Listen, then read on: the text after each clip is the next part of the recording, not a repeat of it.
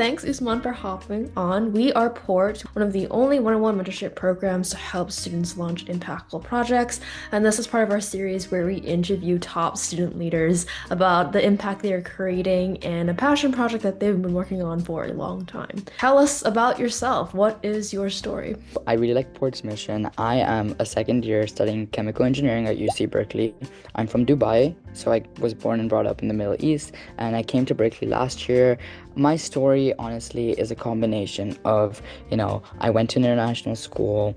I saw, a lot of areas in which I wanted to put my effort into in terms of social impact, change, and also academics. And that kind of brought me to Berkeley, and I'm trying to extend that impact here. So I'm really excited to be here, talk a little bit about my process of getting to Berkeley, but also just, general application and general social impact in general. What were you like in high school and what was your North Star or passion?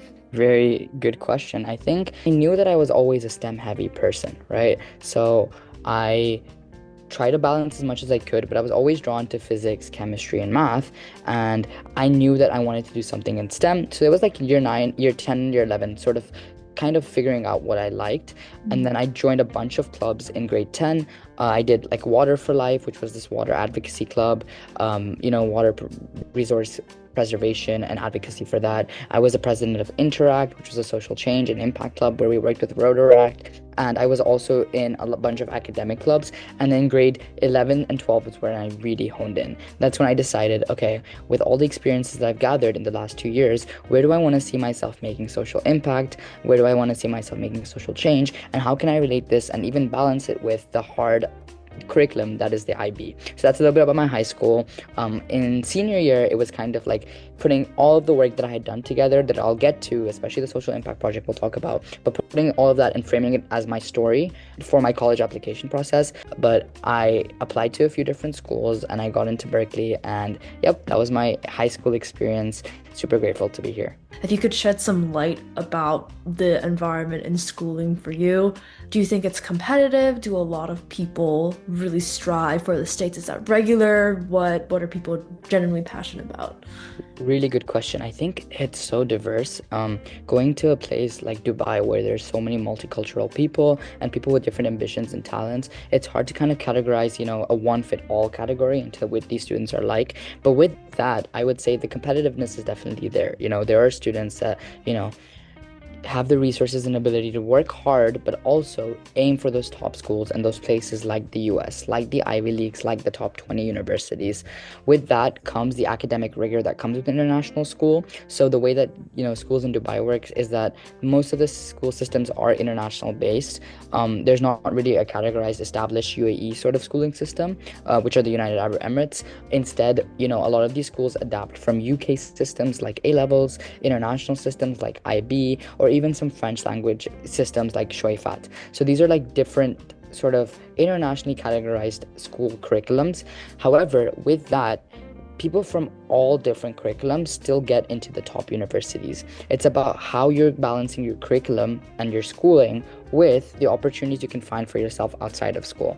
I'll get a little bit back to this later, but Dubai is such like a growing, fast-paced environment that we are encouraged to capitalize on the fact that the government wants us to help the country and the city.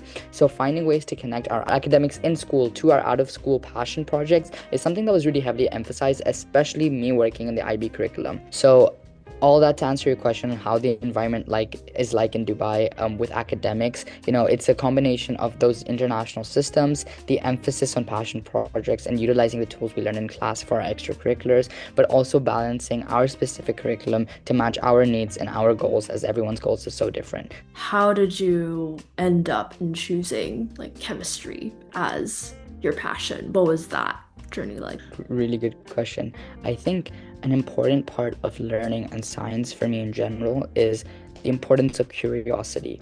And I think that chemistry was the perfect sort of subject to focus and capitalize on curiosity's innate nature for learning. So with chemistry, you could memorize everything and you could be, you could still be fine in the exam, but to truly understand the content material and to show these top universities, especially universities that, value academics, that you truly understand chemical reactions, it's important to understand not only on the abstract level, but also on a simple level, and being able to like familiarize yourself with how these chemical reactions work, and more importantly, why they happen. So I think my main thing with chemistry was the why behind it, right? Why does nitrogen take 79% of our air? Why doesn't helium react?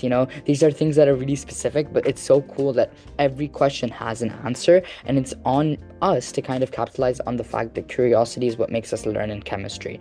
And that's what led me to sort of my main passion project in high school, which was kind of breaking this barrier between, oh, just learn it how it is, but no, use curiosity to foster a way of learning such that chemistry is easy for you to understand.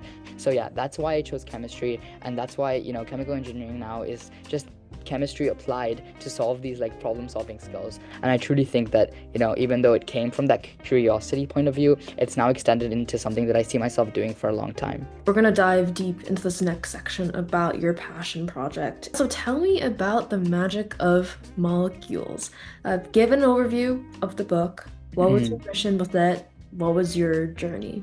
The start of this passion project was when I was in India, and I overheard, my childhood friends and, some of my cousins their questions were being brushed off with, that's just how it is. And I realized, like, no, that's not how we learn, right? That's not how chemistry should be learned. So the way that it worked was, finally like understanding this sort of limitation, as in how chemistry is traditionally taught. I realized, how can I kind of break this barrier? And I realized that a really important way and a really easy way to do so was through analogies. So I spent 3 to 6 months talking with like different, education psychologists, talking to my chemistry teacher, people in the field who had knowledge of how concepts should be conveyed to younger students.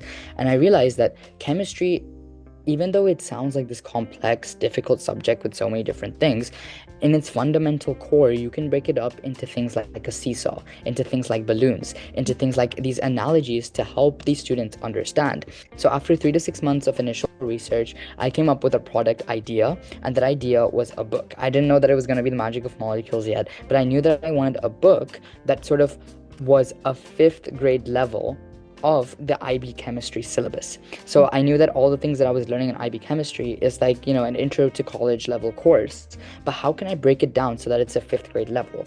And with my previous research with these, educational psychologists, with the different teachers that I talked to, with the different, people who have worked in education, all of that sort of brought it together to, the main way that I can make this work is take my syllabus, find analogies, and in my book, write these traditional concepts down as analogies while I'm doing practice problems. And after another 6 months of writing, I finally, towards the end of my junior year in high school, published The Magic of Molecules. And it was this really wholesome moment that, I was able to get, about 600 copies, and I was able to go back to India and distribute them over 20, 30 different schools. And to all these students, seeing them actually understand chemistry through this new lens was just such a nice and fulfilling, rewarding moment for me. But that was sort of the main overview of the project, why I did it, how it started, and how much it meant to me, and the way that it worked out. How many drafts did you go through? What was the writing process? So there was about 7 main chapters, not including the introduction. And I think every chapter took me about a month to write. Every single month that I had to write one chapter, it took about 2 to 3 drafts per thing that I would send out to my mentors. So yeah, it was definitely a long process. It was like 2 weeks of an initial draft, 1 week of edits, and then 1 week of, okay, this chapter is finally done. And then after all of the chapters were done, we did one final read through, and yeah, I got it published after that. How did you go to distribute more than 600 copies and fund that? So I was very grateful to have not only the support from my parents, but also the support from my school and support from the UAE government. So I was reaching out to local NGOs, reaching out to different schools, talk to my principal, talk to my teachers, seeing, okay, I have this final product published on Amazon. I have these many copies. How can I distribute this the most efficient possible way? And how can I get the funding such that I'm able to print this many copies, right? So it was a combination of, I'm in such a fast growing city, and like there's so much opportunity around me. How could I capitalize on that? So there was a whole like 3 4 week process where I was like just sitting down, seeing what local distributors there are, what local libraries there are. How would I get this printed? Would I go via Amazon? Would I do it myself? And after a lot of brainstorming and talking to my parents, I came to the conclusion that it was going to be like a three-way strategy. So like the first few prints of my book would be done via like funding through my immediate connections, right? So I was very grateful to have that. Then secondly, we moved on to the school that I was in, so they were able to fund a little bit of it. And then finally, external connections and external companies that I was able to get recognized for my sort of contribution in this sense, that allowed me to go from one published book to the bigger scale of 600 distributed books to different places in the world. What was a moment you had when you were like, oh, this book is making an actual impact? A moment that was kind of a full circle moment was my childhood friend that I overheard initially when I gave him the book, and when he read the book, there was not only this light bulb moment of like finally understanding, but he would send back messages to me with different ways. And this was like 4 or 5 months after I visited India, but like different ways that he found analogies, right? So kind of passing it forward, right? So it went from this one sort of product to this continuous spiral of different people questioning why and finding ways to answer why. And that's the entire reason I did it in the first place, right? Is to kind of capitalize on the efficiency of learning via inquisitiveness and curiosity, right? So kind of that moment of wow, like he's actually questioning why and making his own analogies and sending those back to me with this sort of full circle moment that really made me feel like my work is meaningful and it's impactful. And another very impactful moment for me was when I realized that once it's made a difference in English, I was able to translate it to Spanish as well. And it was really cool to see that I could use my knowledge from IB Spanish, translate this book, and actually get it distributed to places that needed it most. So imagine there's another high school student. They want to create their own book as well. What advice would you give this student? I think I can split that answer into 3 main parts. Number 1 is purpose, number 2 is network, and number 3 is execution. So with purpose, you want to write this book, but do you want to write this book just because you want to have a passion project, or do you want to write this book because that there's a reason and a necessity and a purpose for this book? So I would say, do some internal reflection, realize why you want to write this book and what impact it could have. And once you have a good idea, I would say maybe talk to a few of your family members, a few of your friends, maybe a few of your teachers to kind of solidify that purpose, right?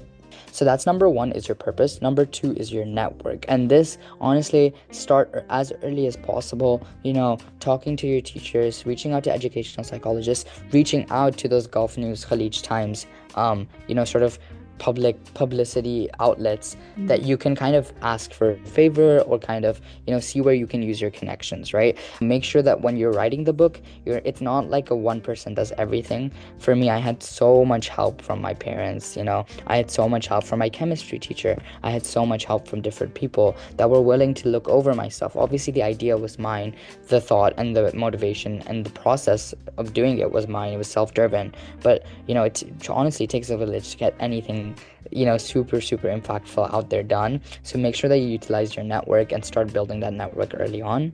So once you have the purposeful intention, once you have the meaningful network, I think number 3 is executing it and kind of remembering all of this that I'm executing is being done for a reason, and that reason is to satisfy that purpose and to be intentional with that purpose. So kind of this closed loop system of having that intentional purpose, leveraging the network, but producing an outcome and executing to satisfy that initial purpose is sort of my go-to tricks and tips. What are the worst parts of being a high school student in Dubai? Being an international student from Dubai specifically, it's this constant need to perform, right? Especially when you're aiming for those top universities and constantly to perform. All students have that, but with Dubai specifically, you're kind of in this unique pool of applicants that are all from a different background, that parents have all immigrated from different places, and that sort of pressure, right, is on different children to kind of, carry that legacy onwards and immigrate somewhere else. Also, the IB system is just like insanely difficult. I remember like honestly, freshman year of Berkeley was easier than what I did in IB. So, it is something you had to thug out, and that was probably the worst part of it. A combination of, that pressure, but also balancing with IB. It just was crazy. What do you think was the most interesting fact about yourself that you put in your college applications? Oh, nice question. The most interesting fact that I included was my love for water, and not like drinking water, but like analyzing like the different applications of water system. Of course. When I remember writing an essay about how like water is this like super mundane, everyday thing, but like a lot of my like academic research focused on, molecule separation and liquid systems, and seeing how I could use that for like water waste and water systems. So kind of bridging, this really weird niche of interest in water to a more theoretical kind of conceptual technical skill and what I wanted to do with my chemical engineering degree. I think like that's probably the weirdest thing, but also kind of a cool thing that I wrote about in my essays.